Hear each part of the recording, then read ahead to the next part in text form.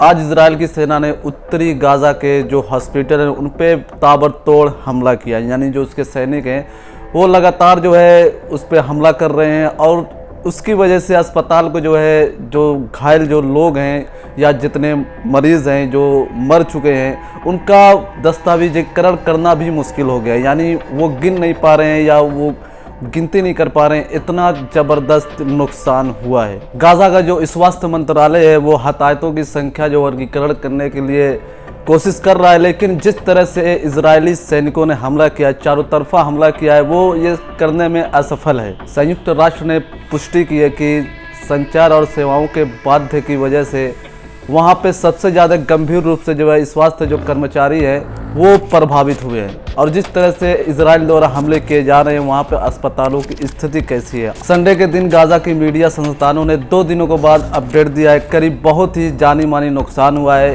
इस वक्त जो हालात हैं अस्पतालों में और जो स्वास्थ्य सेवाएं हैं वो पूरी तरह से बाधित हो चुकी हैं। गाज़ा के सरकारी मीडिया संस्थानों ने जो है नए आंकड़े पेश किए, वो भी 2 दिन बाद। करीब उसमें 11,000 लोगों की अब तक मौत हो चुकी है इजराइल के हमले में, और उसमें से 8,000 सिर्फ बच्चे और महिलाएं हैं। अमेरिका के विदेश मंत्री बारबरा लिम ने कहा है कि जिस तरह से करीब 2.3 मिलियन लोग यानी करीब 30 लाख लोगों को जो है इससे प्रभावित हुए हैं, यानी अपना घर छोड़ के कभी इधर जा रहे हैं, कभी ईस्ट की तरफ जा रहे हैं, कभी वेस्ट की तरफ जा रहे हैं, उससे जो नॉर्मल जो ज़िंदगी है उससे बहुत प्रभावित हुई है। लोग जो है बहुत ही ज़्यादा परेशान हैं और उनके जान माल की जो है कोई भी गारंटी नहीं है। संयुक्त राष्ट्र एजेंसियों ने संडे के दिन ये दावा किया था कि जो वहाँ की जो जानकारी है, मृतकों की संख्या या जितने घायल हुए, ये सारे अपडेट आने बंद हो गए हैं। जो गाज़ा के स्वास्थ्य मंत्रालय है जुमे के दिन उसने बताया था कि करीब 3,000 लोग लापता हैं या मलबे के नीचे दबे हो सकते हैं, जिसमें से 28,000 लोग जो है पूरी तरह से घायल हो चुके हैं। गाज़ा के स्वास्थ्य मंत्रालय है उन्होंने बताया कि किस तरह से जो है मृतकों की संख्या और घायलों की संख्या को कैसे जो है वो लोग काउंटिंग कर रहे हैं या किस तरह बता रहे हैं। वो बोलते हैं कि जब इमरजेंसी सेवा में जब कोई व्यक्ति आता है या कोई मरीज़ या कोई घायल आता है, उसके बाद जो उसके आईडी कार्ड, जो उसके जो रहने की जगह, ये सारी चीज़ें जब पता कर ली जाती हैं, उसके बाद जो सरकारी वेबसाइट है उसको अपडेट कर दिया जाता है।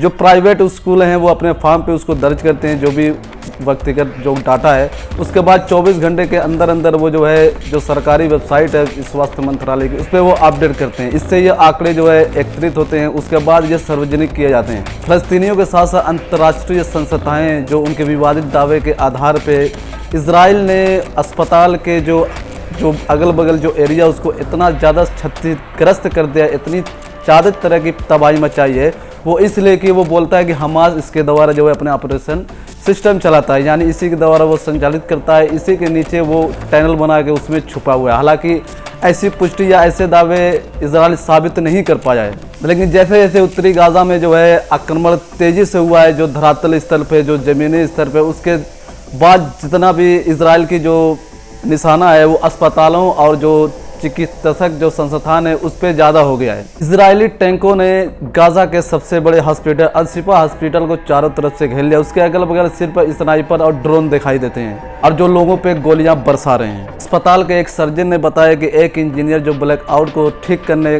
गया था उसको ड्रोन द्वारा गोली मार दी गई। वो लकवा से क्षतिग्रस्त है अभी और उसका इलाज चल रहा है। उस डॉक्टर ने कहा उन्होंने देखा कि एक परिवार को गोली मार दी। हालांकि वो उसी रास्ते पे जा रहे थे जिस पे इजराइल ने कहा था कि यहाँ से चले जाएं, दूसरी जगह शिफ्ट हो जाएं, और वो जब उस रास्ते से जा रहे तो इजराइल के सैनिकों ने गोलियों से भून दिया।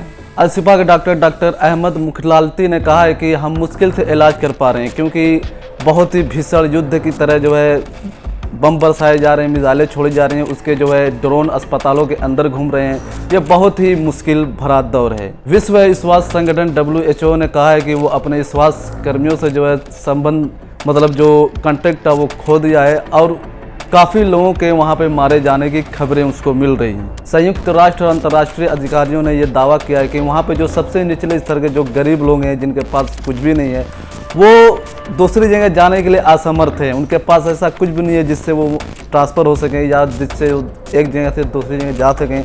ये उनके लिए सबसे बड़ी मुसीबत है। और उत्तर गाज़ा में रहने वाले लोगों के लिए अपने अस्तित्व को बचाने में भी मुश्किल आ रही है क्योंकि उनके पास न खाने के लिए खाना है, न पीने के लिए साफ़ पानी है। वो ऐसे जलीय स्रोतों का उपयोग कर रहे हैं जो पूरी तरह से जो है सही नहीं है, यानी जो पानी ख़राब है उसको भी वो इस्तेमाल करें, जिससे उनमें बहुत सारी बीमारियां और संक्रमण फैलने की खतरे बहुत ज़्यादा हैं। इस तरह देखा जाए तो ये महामारी में भी फैल सकता है और उससे बहुत ज़्यादा लोग प्रभावित हो सकते हैं। यानी एक तरह से जो इजराइल जो कर रहा है गाज़ा में, वो एक तरह से मानव नरसंहार है। यानी ये एक तरह से पूरा वार क्राइम है। लेकिन जितनी दुनिया के जो देश हैं, अमेरिका या यूरोप कंट्री या और भी जितने अमेरिका के अंदर कंट्री है, उसमें से कुछ लोग सपोर्ट कर रहे हैं फ़लस्तीनियों का, लेकिन उसमें से ज़्यादातर लोग जो है इजराइल के साथ खड़े हुए हैं।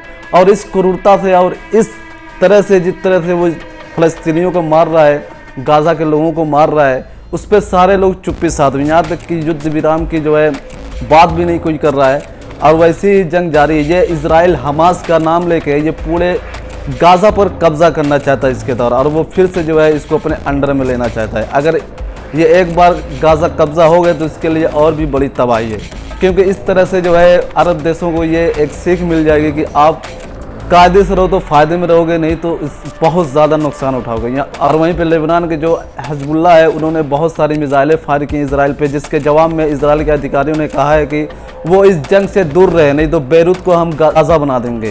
फिर भी हिजबुल्लाह जो है दाग राई मिसाइलें और उसका एक सिविलियन को मारने की वजह से उसने इजराइल पे ये मिसाइल दागी थी। और वहीं पे मुस्लिम ममालिक की जो रियाद में मीटिंग हुई थी, उसका कुछ भी निष्कर्ष नहीं निकला। यानी जो भी वहाँ पे पास होना था वो कुछ भी नहीं हुआ, ना ही सिर्फ निंदा हुई, बाकी और कुछ भी नहीं हुआ।